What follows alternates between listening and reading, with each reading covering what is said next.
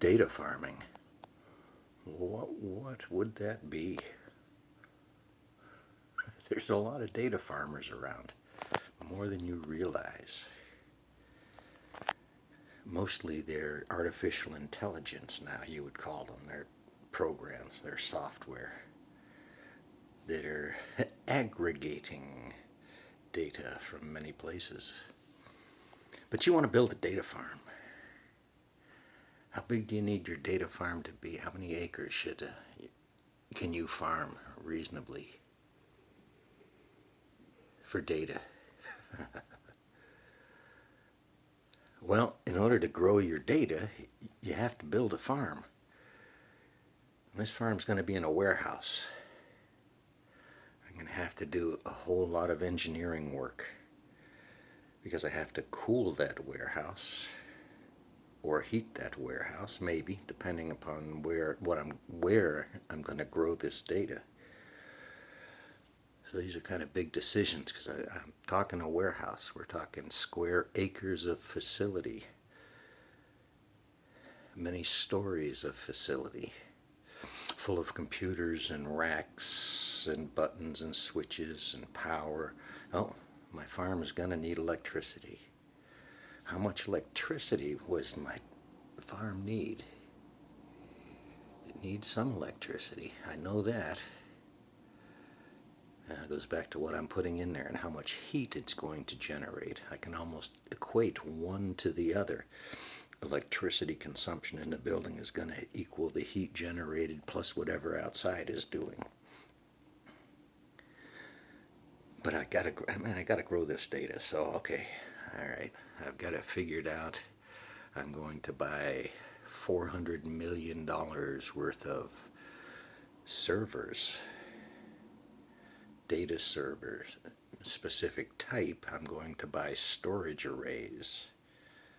I'm only going to talk to 5 or 6 vendors at this level of data farmers. So I've restricted my audience right there. How do I share my farming abilities with the little guy?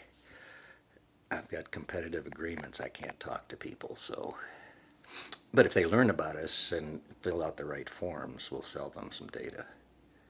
So, my data farm, so there's some business in data. I'm going to sell this stuff to somebody else. I just want to store it. That's my only goal in life, is to store data.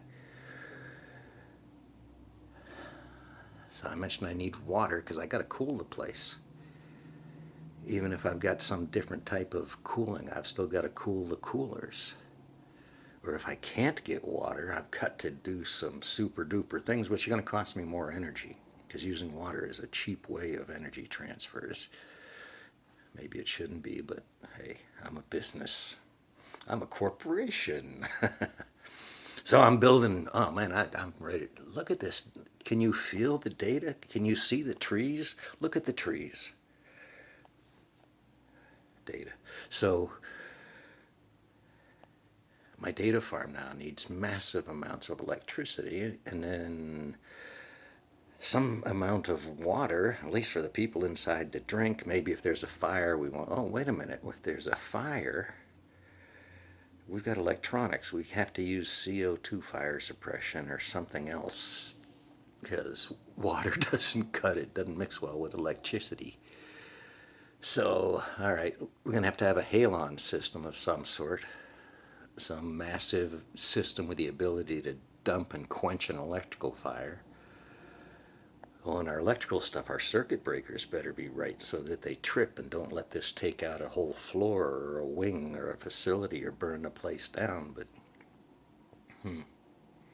this data farming. So the trees are done somewhere else. What kind of data am I going to collect? I'm a corporation. I'm not the government.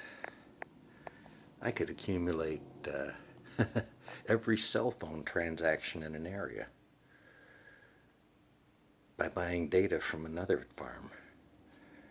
Or I might just lease the data and access the data from him. This is kind of the story of healthcare systems.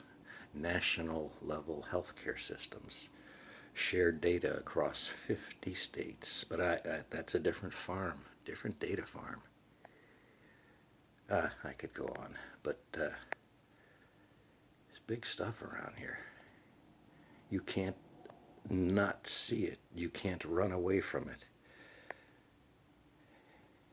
it. Your survival hole in the woods. What year do you have to come out? What month do you have to come out and go find a new refrigerator? So, data farming. Piece. Just a tiny piece. Just tiny, tiny piece. Years and months and years and yeah,